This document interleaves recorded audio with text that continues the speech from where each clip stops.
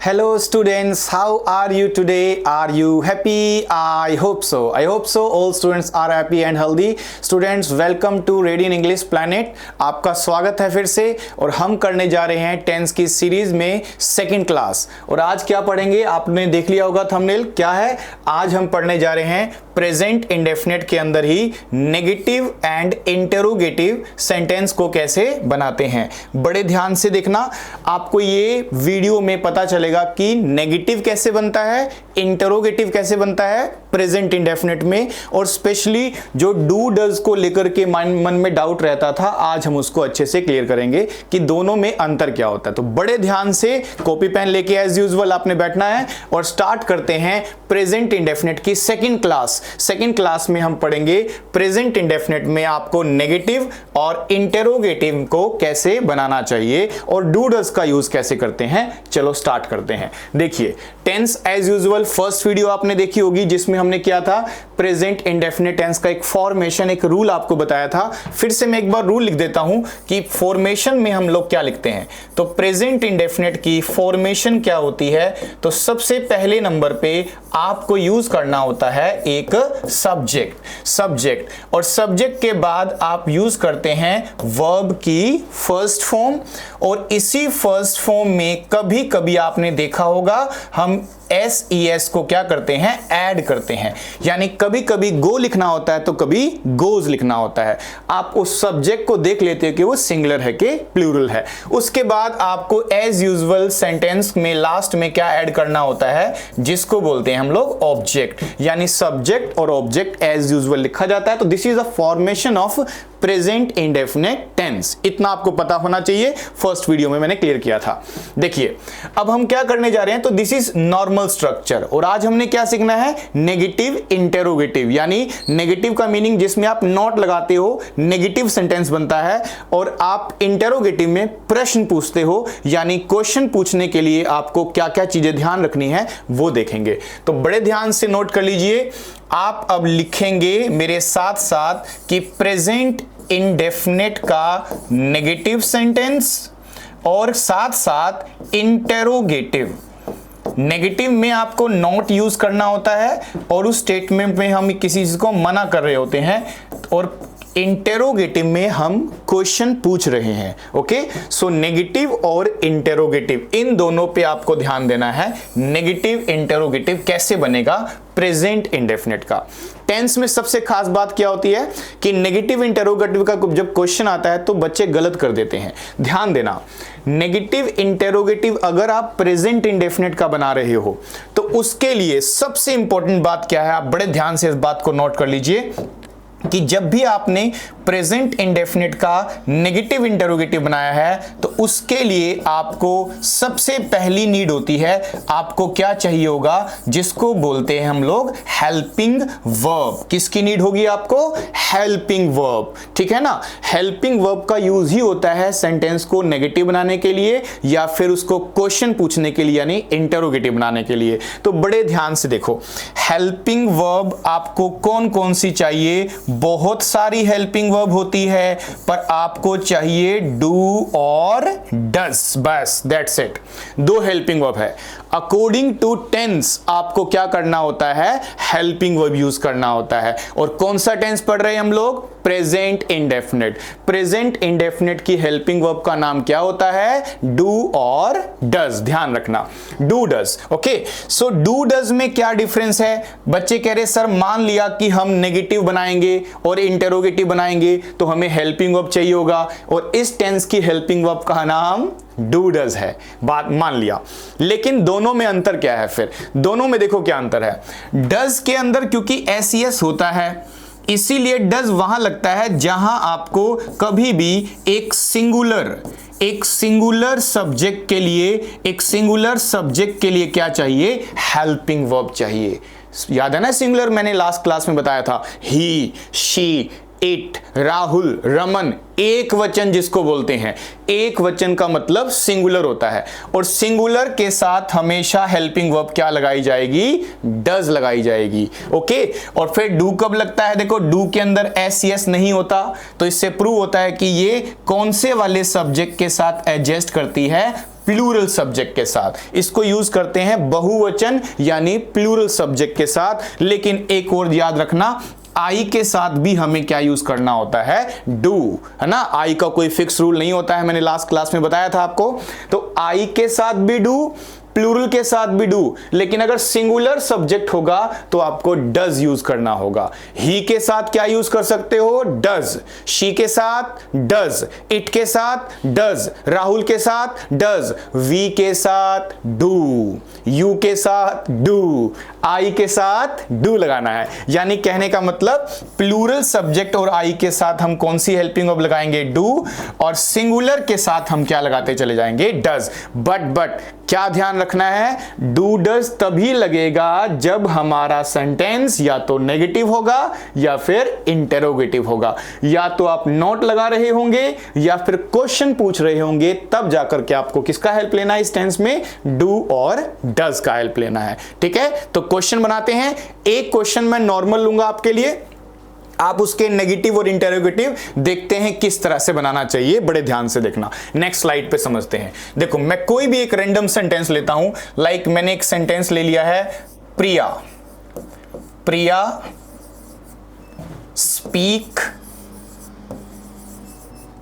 English. Okay, अब सबसे पहली बात आप मुझे बताना, ये सेंटेंस गलत है कि सही है, ये सेंटेंस गलत है कि सही है।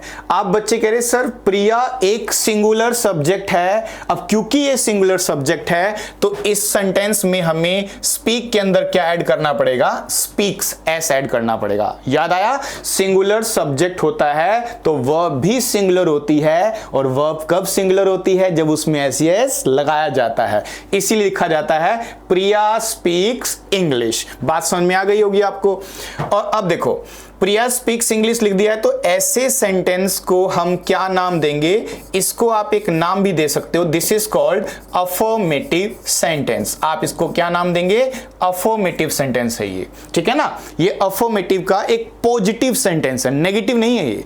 अगर आप इसी अफर्मेटिव का, जैसे ये तो आपको दिखा होगा दिस इज पॉजिटिव सेंटेंस, ये कैसा सेंटेंस दिखाई दिया आपको, पॉजिटिव है। लेकिन अगर आप चाहो ना तो इसी अफर्मेटिव का क्या बना सकते हो, नेगेटिव भी बना सकते हो। और नेगेटिव बनाने के लिए सबसे पहली नीड क्या होती है, नॉट लगाना होगा। और नॉट किसको लगाया जाता है, ना सब्जेक्ट को, ना वर्ब को, ना ऑब्जेक्ट को। किसको लगाया जाता है नॉट, हेल्पिंग वर्ब को लगाया जाता है। तो कैसे चलेंगे, हम लिखेंगे नेगेटिव बनाने के लिए प्रिया, और इसी को अब बताओ, पहली बात कि मुझे अभी इस प्रिया के बाद हेल्पिंग वर्ब चाहिए, नेगेटिव बनाना है मुझे। आप मुझे बताना डू सही रहेगा कि डज सही रहेगा। बच्चे कह रहे सर डज रहेगा। डज क्यों रहेगा, क्योंकि प्रिया एक सिंगुलर सब्जेक्ट है ना, और सिंगुलर में डू नहीं लगाया जाता, डज लगाया जाता है। पीछे वाली स्लाइड में लिखा है कि डज का यूज कब करना है, आपको सिंगुलर के साथ करना है। ठीक है ना, यही कंफ्यूजन होता है डू डज का। डू डज में यही अंतर होता है कि कुछ सब्जेक्ट डज के साथ और कुछ सब्जेक्ट डू के साथ, जिसमें से प्रिया के साथ हम लोग क्या लगा रहे हैं, डज लगा रहे हैं। क्यों लगा रहे हैं पता है ना, सिंगुलर सब्जेक्ट है, प्रिया डज। अब इसी को हम क्या लगा सकते हैं, नॉट। तो क्या बन जाएगा, प्रिया डज नॉट। आप शॉर्ट फॉर्म में भी लिख सकते हो, डजंट लिख सकते हो, लेकिन ऐसे भी लिख सकते हो does not, no problem. Okay, अब देखो वर्ब लिखोगे ना, स्पीक। अब मुझे बताना तुम यहां पे स्पीक लिखना चाहते हो या फिर यहां पर भी मुझे स्पीक्स लिखना चाहिए। दो ऑप्शन है आपके पास, स्पीक लिखना चाहते हो कि स्पीक्स लिखना चाहते हो। बच्चे कह रहे सर डज के अंदर पहले से ही क्या आ चुका है, एस, क्योंकि वर्ड तो डू ही होता है ना, उसमें एस लगाना होता है। तो इसका मतलब डज में तो पहले से ही एस लगा हुआ है, तो वर्ब में एस नहीं लगाया जा सकता, सीधे प्लेन फॉर्म लिखना पड़ेगा स्पीक। तो क्या बन जाएगा, Priya does not speak English. Okay, ये बन गया सेंटेंस। फिर एक बच्चा बोलता है सर एक बात और पूछनी है आपसे, क्योंकि अगर हमें नेगेटिव ही बनाना है तो ऐसे भी तो बन सकता है, प्रिया नॉट स्पीक इंग्लिश। सामने वाले को बात तो समझ में आ जाएगी ना। अब देखो क्या प्रॉब्लम है, मान लिया कि सामने वाले को बात समझ में आ गई क्योंकि आपने मना कर दिया कि वो नहीं बोलती है, ठीक है। लेकिन ग्रामर में रूल है कि जब नेगेटिव बनेगा या इंटरोगेटिव बनेगा तो आपको हेल्पिंग वर्ब चाहिए, और हेल्पिंग वर्ब कौन सी चाहिए, वो चलती है अकॉर्डिंग टू टेंस। जैसे मैं 12 टेंस आपको पढ़ाऊंगा ना, हर एक टेंस की अपनी ही हेल्पिंग वर्ब होती है। तो इसकी हेल्पिंग वर्ब बताओ क्या होती है, बच्चे कह रहे सर डू डज होती है। सिंगुलर क्या लेता है, डज, इसलिए लिखना पड़ेगा प्रिया डज नॉट स्पीक इंग्लिश। बन गया नेगेटिव सेंटेंस। अब बच्चे कह रहे सर इसका इंटरोगेटिव बनाते हैं, चलो बनाते हैं इसका इंटरोगेटिव। अब हम बनाते हैं इसका इंटरोगेटिव, और इंटरोगेटिव में क्या करते हैं, क्वेश्चन पूछते हैं। इंटरोगेटिव में क्या करना है, क्वेश्चन पूछना है। अच्छा एक बहुत बार ध्यान रखो, लेकिन ना जब आप लोग क्वेश्चन पूछोगे तो आपके पास दो ऑप्शन होंगे क्वेश्चन के, दो तरह से क्वेश्चन बन सकता है। देखो पहला क्वेश्चन क्या हो सकता है कि आप लोग ऐसे क्वेश्चन बना रहे हो जिसको ग्रामेटिकली आप एक नाम दे सकते हो, और उसको नाम देते हैं यस और नो वाले क्वेश्चन बोलते हैं। इसको क्या बोलते हैं, यस नो वाले क्वेश्चन बोलते हैं। यानी जो मैं यस नो वाले क्वेश्चन बनाऊंगा ना, तो मुझे पहला वर्ड याद रखना, सब्जेक्ट से पहला वर्ड मुझे क्या लिखना पड़ेगा, हेल्पिंग वर्ब। और कौन सी हेल्पिंग वर्ब, डू डज। तो बस मुझे क्या करना है, इस प्रिया से पहले डज यूज करना है, और फिर हम यूज कर लेंगे प्रिया डज प्रिया। अब फर्स्ट फॉर्म लिखेंगे स्पीक, और साथ साथ लिख देंगे इंग्लिश। तो सेंटेंस क्या बन जाएगा, डज, क्या बन गया देखो, डज प्रिया स्पीक इंग्लिश, पूछ रहे हो आप। और ऐसा जब किसी से पूछा जाएगा तो जवाब किस में देता है, वो यस नो में देगा, इसीलिए इसको बोलते हैं यस नो वाले क्वेश्चन बोलते हैं। Does Priya speak English, no sir Priya doesn't speak English, yes sir Priya speaks English. या तो हाँ में आंसर दिया जाता है या फिर ना में, इसीलिए इसको बोलते हैं यस नो वाले क्वेश्चन बोलते हैं। आई होप समझ में आ रहा है कि डू डज को कितने और कैसे तरीके से यूज किया जा सकता है। देख लो अब ध्यान से, डज प्रिया स्पीक इंग्लिश लिख दिया मैंने। एक बच्चा बोलता है सर इसकी हिंदी बताना क्या है, ध्यान से देखो, प्रिया स्पीक्स इंग्लिश का मतलब प्रिया इंग्लिश बोलती है। प्रिया डज नॉट स्पीक इंग्लिश का मतलब प्रिया इंग्लिश नहीं बोलती है। और यहां पूछ रहे हो हाँ ना, क्या प्रिया इंग्लिश बोलती है। अब एक बच्चा बोलता है सर आप बताओ क्या ऐसा भी तो पॉसिबल हो सकता है कि हम क्या करें, उससे पूछ भी लें और मना भी कर दे, क्या इन दोनों को मिक्स करके भी लिख सकते हैं, हम नेगेटिव क्वेश्चन बना सकते हैं। बिल्कुल बना सकते हो, ऐसे भी तो बोल सकते हो क्या प्रिया इंग्लिश नहीं बोलती है। तो ऐसे क्वेश्चंस को फिर क्या नाम देना है आपको, ऐसे क्वेश्चंस को नाम देते हैं नेगेटिव क्वेश्चन। क्या नाम देना है इसको, नेगेटिव क्वेश्चन देना है। यानी नोट भी लगेगा, क्वेश्चन भी पूछेंगे। तो कैसे लिखा जाएगा, अब देखो इसको ना दो तरह से बना लेना, बड़े ध्यान से नोट कर लो। बोथ आर इक्वली एक्सेप्टेबल, दोनों ठीक माने जाते हैं। दो तरह से बना सकते हो आप। देखो एक तो यह है कि डज को मैं पहले ही लिख दूं इस तरह से, डज प्रिया, और अब फर्स्ट फॉर्म यूज कर लूं डज प्रिया स्पीक इंग्लिश। मेरे साथ साथ बोलना है सभी स्टूडेंट्स ने, चाहे आपके आसपास कोई है नहीं है, आराम से बैठ के साथ साथ बोलो। क्या लिखा है देखो, डज प्रिया स्पीक इंग्लिश, ये क्वेश्चन बन गया ना। अब आपके पास दो ऑप्शन है, या तो मैं इस डज को ही नोट लगा दूं नेगेटिव बनाने के लिए, या प्रिया के बाद नोट लगा दूं, दोनों ठीक है, लेकिन हम दोनों तरह से बनाएंगे। तो देखो अब मैं जो नोट लगाऊंगा ना, क्योंकि मुझे नेगेटिव भी बनाना है साथ साथ, तो मैं क्या कर सकता हूं, इस प्रिया के बाद ही क्या ऐड कर दूंगा यहां पे, नॉट। तो क्या बन जाएगा, सेंटेंस बन जाएगा does Priya not speak English, क्या इंग्लिश नहीं बोलती है प्रिया, इस तरह से। ओके, दूसरा ऑप्शन क्या है हमारे पास, हम चाहे ना इस डज नॉट को इकट्ठा बाहर के बाहर शॉर्ट फॉर्म में बना सकते हैं। डज नॉट को क्या लिखा जा सकता है, डजंट लिखा जा सकता है। क्या लिखेंगे, डजंट। अच्छा बच्चे कह रहे सर ऐसा नहीं लिख सकते डज नॉट इकट्ठा, नो नो गलत हो जाएगा। सब्जेक्ट से पहले एक ही वर्ड लिखा जा सकता है, तो दोनों को मर्ज करके क्या बनाएंगे, डजंट बना देंगे, और बन जाएगा डजंट प्रिया स्पीक इंग्लिश, इस तरह से बन जाएगा डजंट प्रिया स्पीक इंग्लिश। देख लीजिए, इस तरह से आप लोगों को बनाना है क्वेश्चन। बन गया, देखो दो तरह से बन गया ना, एक में स्प्लिट कर सकते हो, एक में इकट्ठा लिखना पड़ेगा। मीनिंग सेम है दोनों का, डज प्रिया नॉट या doesn't Priya, both are equally acceptable, और दोनों का तो मीनिंग भी क्या है, बराबर। उसको क्या बोलते हैं, नेगेटिव क्वेश्चन इसको बोलते हैं। बात समझ में आ गई आपको? देख लीजिए कितने तरह से सेंटेंस बनता चला गया। 5 तो बन ही गए हमारे ना। देखो अफर्मेटिव है ये, जैसे लास्ट क्लास में जो रूल पढ़ाया था मैंने आपको, तो अब उसके आगे के पार्ट में सिखा रहा हूं कि उसी अफर्मेटिव को नेगेटिव इंटरोगेटिव कैसे कैसे बनाया जा सकता है। और डू डज देखो यूज कर रहे हैं हम लोग, सब में हम क्या यूज कर रहे हैं, डू और डज यूज कर रहे हैं। बड़े ध्यान से देख लेना।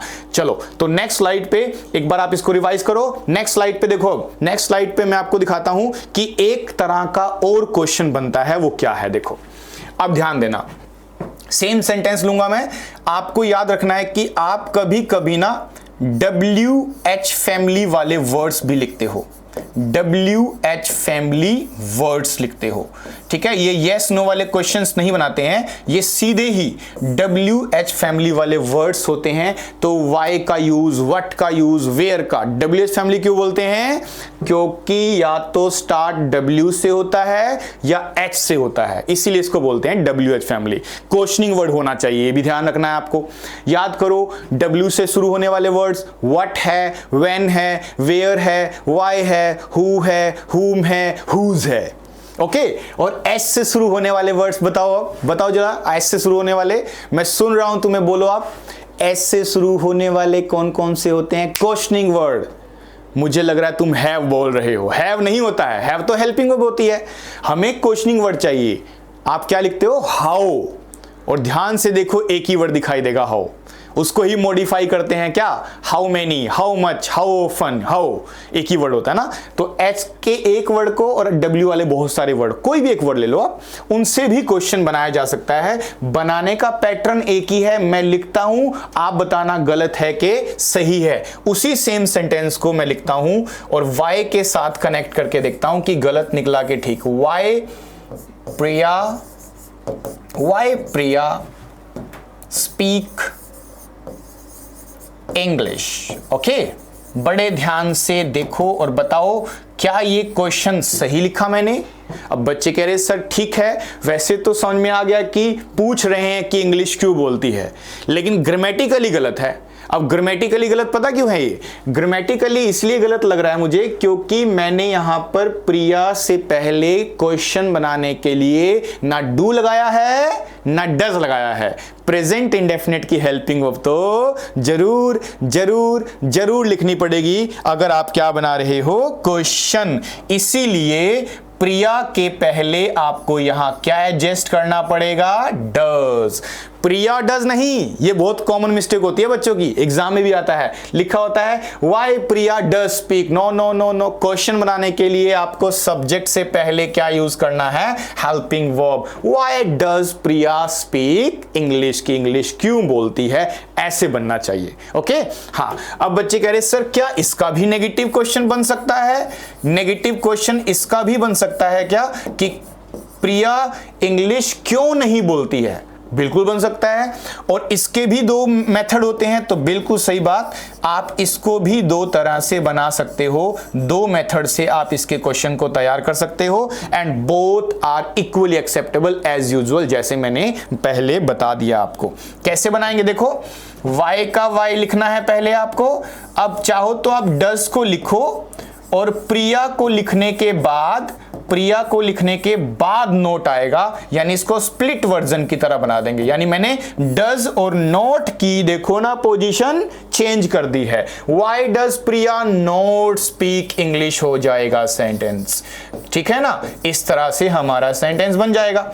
और एक तरीका क्या बताया मैंने कि आप ना डज नॉट को इकट्ठा करके उसकी शॉर्ट फॉर्म बनाते समय आप इसको क्या कर देंगे, डज नॉट को, डज नॉट नहीं लिखना है, डजंट लिखना होगा। डज नॉट इकट्ठा गलत माना जाएगा। फिर आएगा प्रिया फिर आप प्रिया यूज करेंगे और फिर वही वर्ब लिखी जाएगी। कोई एस नहीं लगना चाहिए क्योंकि डज यूज कर लिया है ऑलरेडी हमने, और बिल्कुल सेंटेंस बन जाएगा why doesn't Priya speak English. ये देखो एक और तरीके से मैंने आपको यूज करना सिखाया है, ठीक है ना। तो क्या बन गया है सेंटेंस देखा जाए तो, Why does Priya speak English?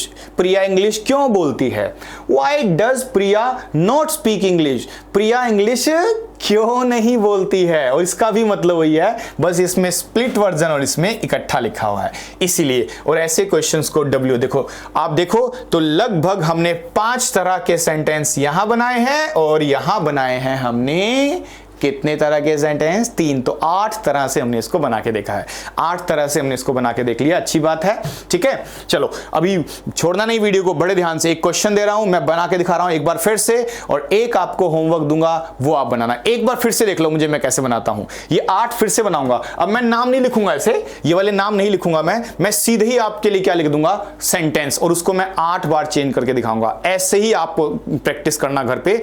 मैं सेंटेंस दूंगा आपको, आपका ये डू डज वाला कंफ्यूजन ही खत्म हो जाएगा, बिल्कुल खत्म हो जाएगा, देखना, ठीक है ना। जिन बच्चों को लगता है कि हम भूल जाते हैं डू डज को कैसे यूज करना है, तो ये वाला सेंटेंस आप जरूर देखें, आपको फिर से रियलाइज होगा कि हमने देखो अभी तक क्या पढ़ लिया हमने। देखो हमने आज सीखा है नेगेटिव और इंटरोगेटिव में हेल्पिंग वर्ब चाहिए, और वो क्या चाहिए? Do does. सिंगुलर के साथ डज और प्लूरल और आई के साथ डू लगाना है, ठीक है ना।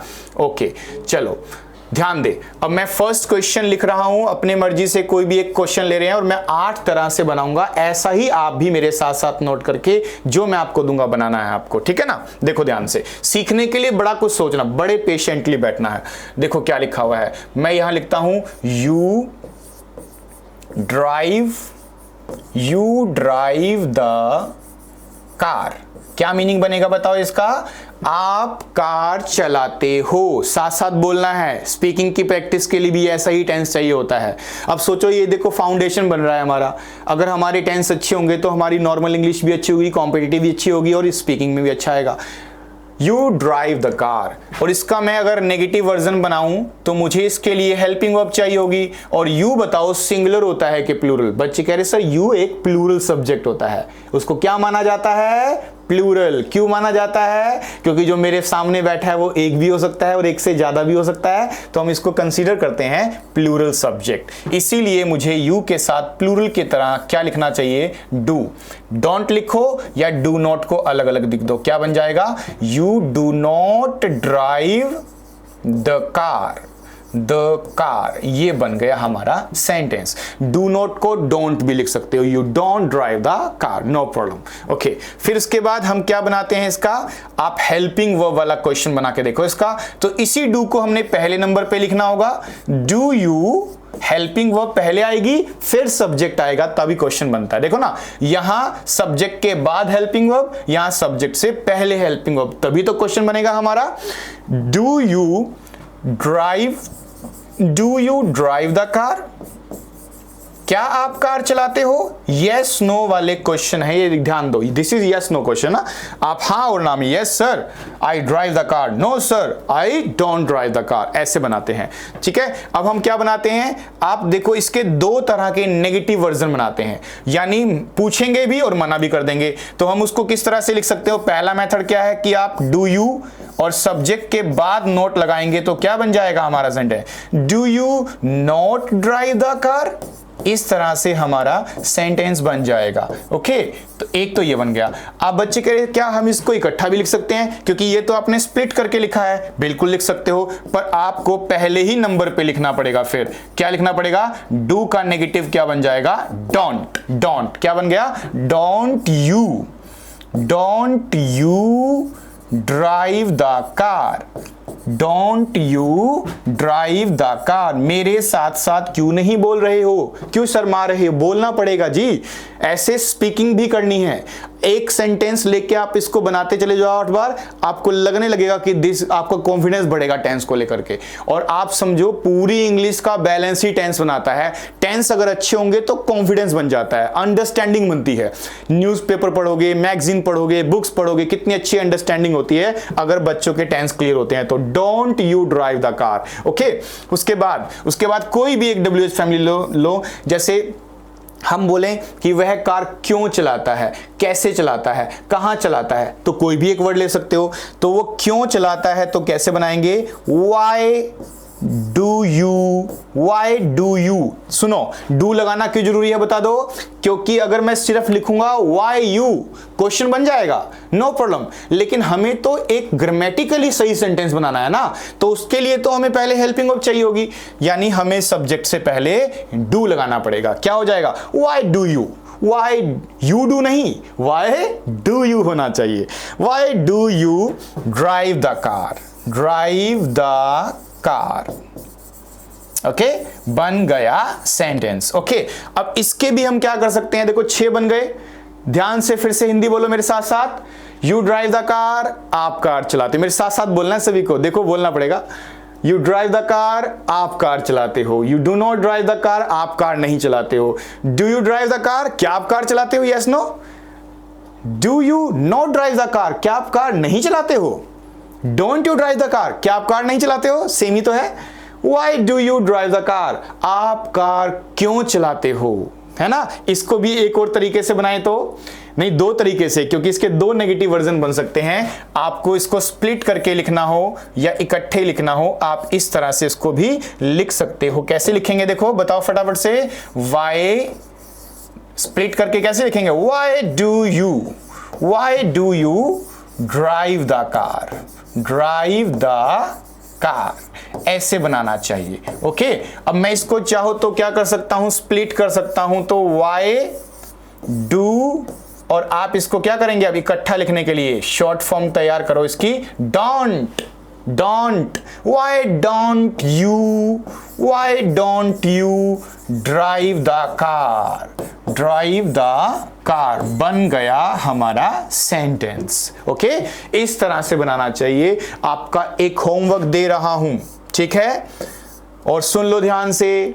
आप सभी बच्चे जितने भी वीडियो देख रहे हो ना, सभी चैनल को सब्सक्राइब कर लो, क्या पता आपने ना किया हो, और अपने फ्रेंड सर्कल में भी चैनल को आप सब्सक्राइब करवाओ। आपको इंग्लिश की वीडियोस मिलती रहेंगी इसके अंदर, और बिल्कुल यूजफुल और सीक्वेंस में मिलेगी। वोकैब का पार्ट भी मैं इस पे कराऊंगा बहुत जल्द ही। अभी मैं टेंसेस के सारे टेंस आपको पढ़ाऊंगा, लगभग मान के चलिए 20 से 25 वीडियोस होंगी, जिसमें सारे टेंस कवर करेंगे हम बैक टू बैक। एक टेंस हमने फर्स्ट में, जिसने नहीं देखा हो देख लेना, फर्स्ट में हमने प्रेजेंट इंडेफिनिट स्टार्ट किया था अफर्मेटिव, आज हमने नेगेटिव इंटेरोगेटिव कर लिया। नेक्स्ट क्लास में हम पढ़ेंगे कि वेयर टू यूज, कहां उसको यूज करना है, वो भी देख लेना अच्छे से, ठीक है। चलो, सेंटेंस होमवर्क क्या है आपका, उसका आपका होमवर्क रहेगा राहुल प्ले, और प्ले में एस क्यों लगेगा, सिंगुलर है इसलिए। राहुल प्लेज, और साथ में क्या लिखेंगे, क्रिकेट। ये सेंटेंस है, जैसे मैंने 8 तरह से बनाया है, आप भी इसी 8 तरह से बनाना। आपको लगेगा, जब आपको लगे ना कि आप टेंस भूल रहे हो प्रेजेंट इंडेफिनिट, बस एक ही काम करना है आपको, एक सेंटेंस ले लेना है और इस तरह से 8 बार उसको बना के देखोगे तो आपको लगेगा कि हाँ, डू डज भी समझ में आ रहा है और प्रेजेंट इंडेफिनिट भी आ रहा है समझ में, ठीक है। तो आज इतना करते हैं, फिर नेक्स्ट क्लास में मिलेंगे, और बिल्कुल चैनल को आपको शेयर करना है अपने फ्रेंड सर्कल में, ठीक है। फिर मिलते हैं नेक्स्ट क्लास में। Till then, goodbye, take care of yourself.